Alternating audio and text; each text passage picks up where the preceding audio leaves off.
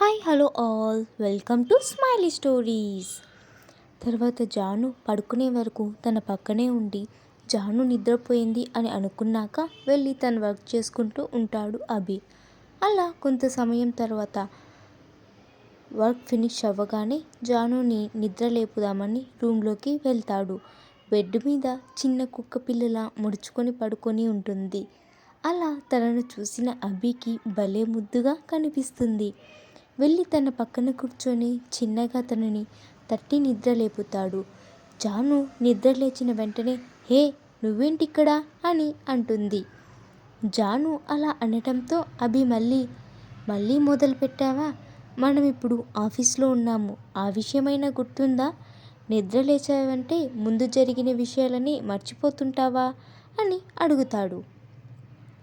ఆ మాటకి జాను దానికి ఇలా అంటుంది, నేనేం అలా విషయాలేమీ మర్చిపోను అంటే సడన్గా నిద్ర లేపేసరికి ఏమీ గుర్తు రాలేదు అంతే అని మూతి ముడుచుకొని చెప్తుంది.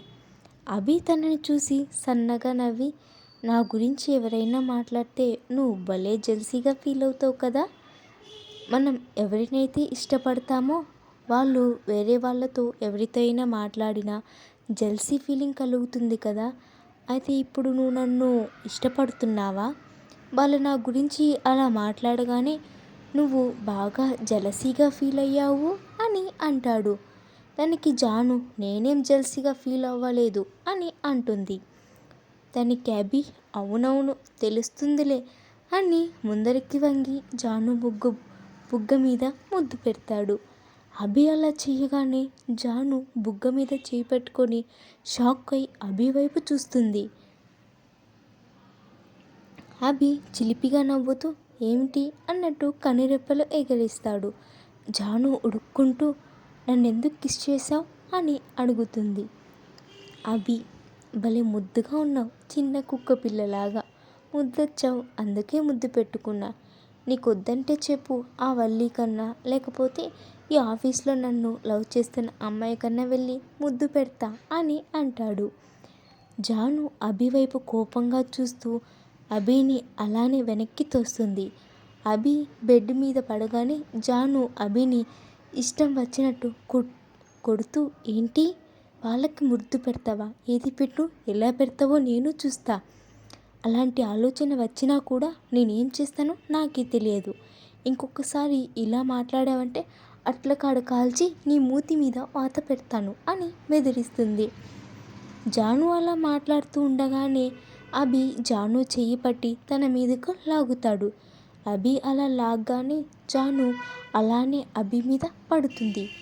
అభి తనని ఎటూ కదలకుండా తన చుట్టూ చెయ్యి వేసి పట్టుకుంటాడు. అభి అలా చేయగానే జాను అభి వైపు బెదురు కళ్ళతో చూస్తూ ఉంటుంది. తనని అలానే చూసిన అభి ఏంటి అన్నట్టు కనుబొమ్మలు ఎగరేస్తాడు. అభి అలా చేయగానే జాను సిగ్గుపడుతూ తల పక్కకు తిప్పుకొని అభి చెయ్యి విడిపించుకోవడానికి చూస్తూ ఉంటుంది. కానీ అభి తనని ఇంకా గట్టిగా పట్టుకుంటాడు. జాను అభి వైపు కూడా చూడకుండా ప్లీజ్ వదులు అని అంటుంది.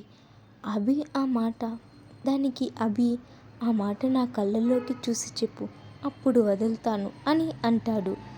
జాను అభి వైపు తిరిగి అభి కళ్ళల్లోకి చూస్తూ ఉంటుంది. అభి కూడా జానుని రెప్ప వేయకుండా చూస్తూ ఉంటాడు. అభిని అలానే చూస్తున్న జాను అభి గురించి మనసులో ఇలా అనుకుంటుంది, ఎప్పుడూ సీరియస్గా ఫేస్ పెట్టుకుని ఉండేవాడు, ఇప్పుడు చూడు ఎంత క్యూట్గా ఉన్నాడో, ఇప్పుడు ఇలా ప్రశాంతంగా ఉండొచ్చు కదా అని మనసులో అనుకుంటుంది. తన మనసులో అనుకున్న మాటలు విన్న అభి జానుతో ఇలా అంటాడు, అంత క్యూట్గా ఉన్నానా, నేనే మరీ ఎప్పుడు అంత సీరియస్గా ఫేస్ పెట్టుకొని ఉన్నానే అని అంటాడు. మరి అంత క్యూట్గా ఉన్నప్పుడు ఒక ముద్దు పెట్టచ్చు కదా అని అడుగుతాడు. దానికి జాను సిగ్గుపడుతూ పక్కకి చూస్తూ ఉంటుంది. అభి జానుని తన వైపుకు తిప్పుకుంటాడు. సిగ్గుతో ఎరిపెక్కిన బుగ్గలతో ముద్దుగా ఉంది జాను రూపం. అతనికి కొత్తగా కనిపిస్తుంది. జానుని తన్మయత్వంతో చూస్తూ ఆమె అందమైన మొహాన్ని అతని దోసెల్లోకి తీసుకుంటాడు. జాను కలువ కళ్ళ లాంటి కళ్ళతో బిడియంగా చూస్తుంటుంది. ఆమె చెంపను సుతరంగా తడుముతూ ఆమె నుదుటి మీద ప్రేమగా ముద్దు పెట్టుకుంటాడు. అతను పెదవుల తాకిడికి జాను శరీరం సన్నగా కంపించగా పరవశంతో కళ్ళు మూసుకుంటుంది. అభి చిన్నగా జాను చెవి దగ్గర ఇలా అంటాడు. ఇంకా ముందుకు వెళ్ళాలనిపిస్తుంది, వెళ్ళనా మరి అని మత్తుగా అడుగుతాడు. అభి అలా అడగగానే జాను అప్పుడు స్పృహలోకి వచ్చినట్టుగా తన బలమంతా ఉపయోగించి అభిని ఒక్క తోపు తోస్తుంది. జాను అలా పక్కకు నెట్టడంతో జాను వైపు చిరుకోపంగా చూస్తూ, రాక్షసి, ఎందుకే అలా తోసావు అని అడుగుతాడు. దానికి జాను, మరి మీరు చేస్తుంది ఏమన్నా బాగుందా అని అంటుంది. దానికి అభి, నేనేం చేశాను, అసలు ఏమీ చేయకుండానే తోసేసావు కదా అని అంటాడు జాను వైపే చూస్తూ. దానికి జాను, ఆహా, అయితే ఏదో చేయాలని బాగా ఆశగా ఉన్నట్టుంది అని అంటుంది. దానికి అభి, మరి ఉండదా, పెళ్ళయి ఇన్ని రోజులైనా ఇంకా దూరంగా ఉండమంటే ఎంత కష్టం, అయినా నా బాధ నీకు చెప్పినా అర్థం కాదులే, నన్ను తొందరగా యాక్సెప్ట్ చేయొచ్చు కదా, అప్పుడు ఇద్దరం కలిసి హ్యాపీగా లైఫ్ లీడ్ చేయొచ్చు. జాను, నాకు దానికి కొంచెం టైం కావాలి అని అడిగాను, మరి ఇలా ఇబ్బంది పెడితే ఎలా అని అంటుంది. తనకి అభి, హలో మేడం గారు, నేను మిమ్మల్ని ఇబ్బంది పెట్టట్లేదు, జస్ట్ నా బాధ అర్థం చేసుకోమని చెప్పాను. సరే వెళ్ళి ఫేస్ వాష్ చేసుకురా, బయటకు వెళ్దాం. జాను ఫ్రెష్ అయ్యాక ఇద్దరు కలిసి లంచ్ చేయడానికి ఒక రెస్టారెంట్ దగ్గరికి వెళ్తారు.